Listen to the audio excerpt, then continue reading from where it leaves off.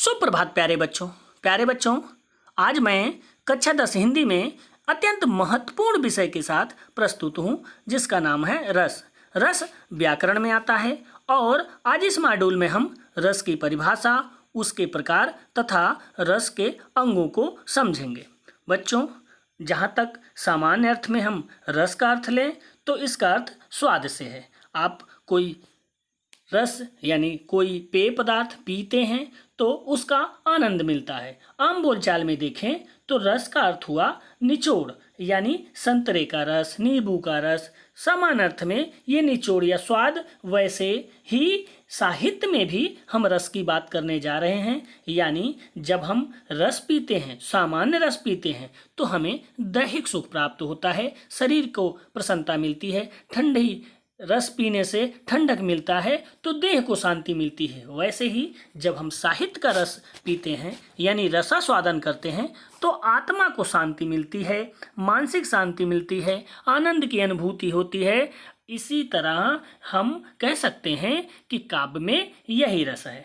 साहित्य में रस का आशय मन में उत्पन्न होने वाले सुख दुख या उस आनंद से लिया जाता है जो साहित्य या काव्य को पढ़ने, सुनने या देखने से मन में उत्पन्न होता है। हम जब कोई नाटक देखते हैं, अभिनय देखते हैं, कविताएं सुनते हैं तो रस की उत्पत्ति होती है। सबसे अधिक कविताओं में रस की अनुभूति होती है। इसलिए काव्य सौंदर्य के आवश्यक तत्वों में छंद अलंकार के साथ रस को भी माना गया है।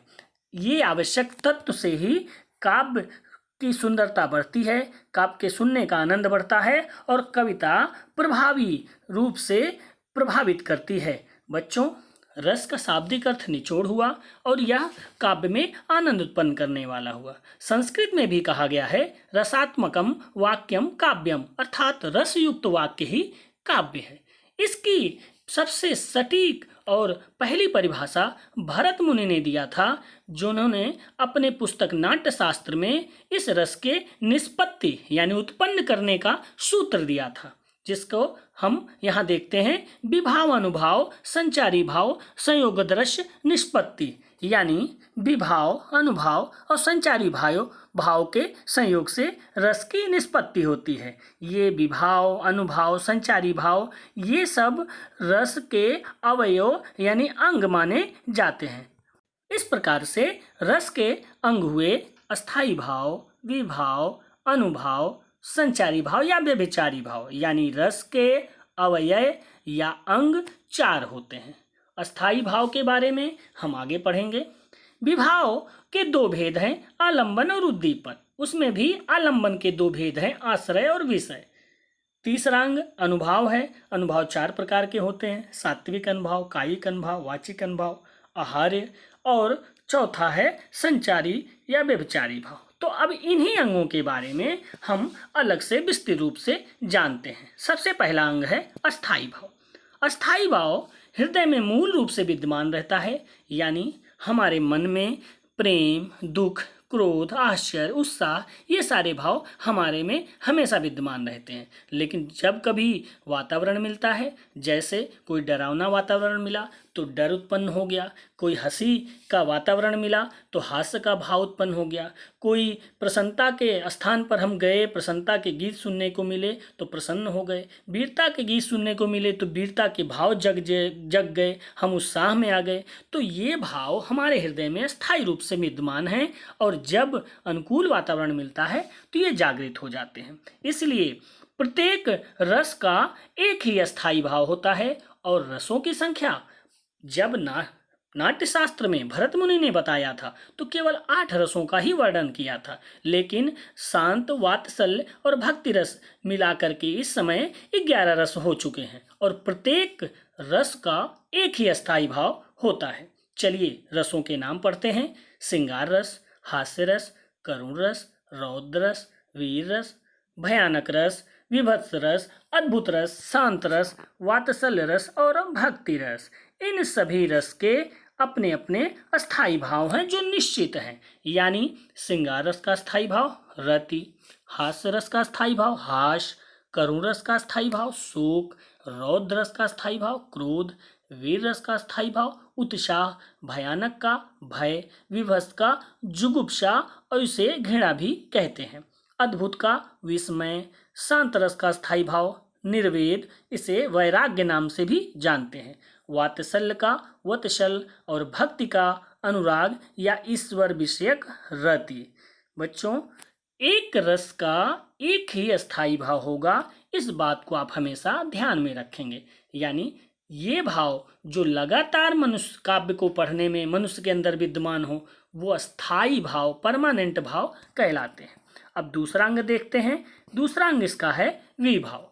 जब किसी व्यक्ति के अंदर प्रेम, दुख, क्रोध, आश्चर्य जैसे अस्थायी भाव के वाले भाव उत्पन्न होते हैं, तो जिस व्यक्ति के बीच में ये भाव उत्पन्न होते हैं, जिनके कारण से उत्पन्न होते हैं, उन दोनों तत्वों को विभाव कहते हैं। जैसे मान लीजिए आपने कोई फिल्म देखी, उसमें नायक और नायिका हैं, तो नायक और नायिका के बीच में प्रेम होने के कारण वो दोनों विभाव कहलाते हैं। और एक उसमें आलंबन के दो भाव, आश्रय और विषय। जिस व्यक्ति के अंदर प्रेम भाव यानी अस्थाई भाव विद्यमान होगा, वह व्यक्ति आश्रय होगा, और जिसके कारण से वो प्रेम भाव उत्पन्न हुआ, वो वहाँ पर विषय कहलाता है।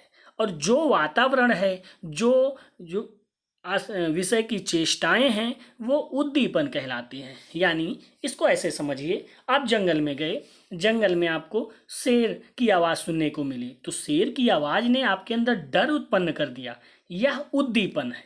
लेकिन आपके अंदर डर आया, यानी अस्थाई भाव, डर जो है, आप भयानक जो भय आपके अंदर आया, वो आप के अंदर आश्रय लिया, इसलिए आप आश्रय हैं। और शेर के कारण से ये डर उत्पन्न हुआ, वो वहाँ पर विषय है। उसकी आवाज़, जंगल का डरावनापन, ये सब कुछ उद्दीपन है। उद्दीपन का अर्थ होता है अस्थाई भाव को बढ़ाने वाले तत्व, बढ़ा देना। प्यारे बच्चों, तीसरा अंग है अनुभाव। अनु का अर्थ है पीछे, अर्थात बाद में। अस्थाई भाव के बाद जो भाव आए, वो अनुभाव कहलाते हैं। जैसे आश्रय, यानी आपके अंदर शेर की आवाज़ सुनकर जो डर हुआ, उसके बाद आप जो क्रियाएं करेंगे, वो अनुभाव कहलाएगा। सात्विक, कायिक, वाचिक, आहार, ये 4 प्रकार की क्रियाएं हो सकती हैं। जब आप के अंदर अपने आप आपके रोए खड़े हो गए, तो वो सात्विक अनुभाव है, स्वतः ही प्रकट हो जाते हैं। कायिक अनुभव, शरीर कांपने लगा, आप डर के आंसू आने लगे, ये कायिक अनुभाव है।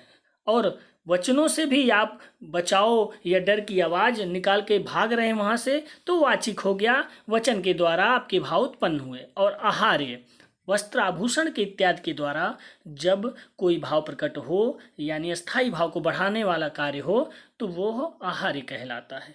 इस प्रकार से चौथा अंग है संचारी या व्यभिचारी भाव। संचारी भाव, व्यभिचारी भाव, दोनों में से कोई बात करें, दोनों नाम एक जैसे हैं, लेकिन संचारी और व्यभिचारी भाव समानार्थी हैं। यानी मन के चंचल और अस्थिर विकारों को संचारी भाव कहते हैं। जब किसी व्यक्ति के अंदर कोई भाव उत्पन्न हुआ, जैसे प्रेम, दुख, क्रोध, आश्चर्य, उत्साह, तो उसके साथ साथ उसके अंदर छोटे छोटे कुछ बुलबुले जैसे भाव भी उत्पन्न होते हैं, जो क्षण भर में बदलते रहते हैं। शंका, चिंता, लज्जा, स्मृति, चपलता, हर्ष आदि, इस तरीके से 33 संचारी भाव है। इस बात का ध्यान रखिएगा कि प्रत्येक रस में एक ही अस्थाई भाव होता है, लेकिन संचारी या व्यभिचारी भाव की संख्या 1 से अधिक हो सकती है।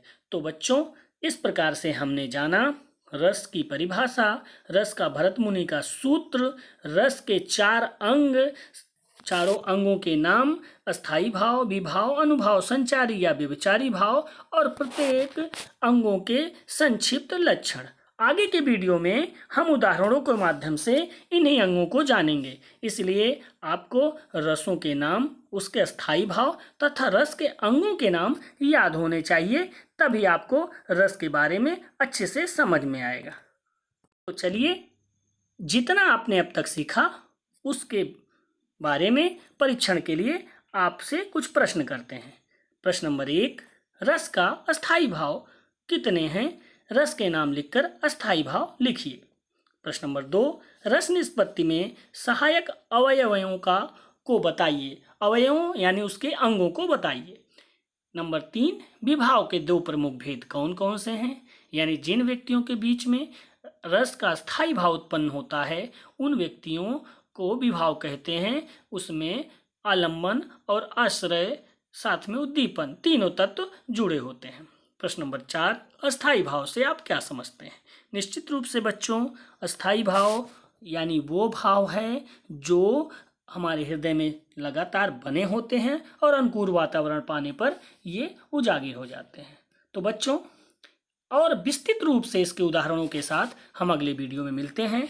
आप इतना याद रखेंगे, रसों के नाम, उसके अस्थाई भाव तथा रस के अंग, तो आगे के वीडियो में आपको ज़्यादा समझने में आसानी होगी। धन्यवाद।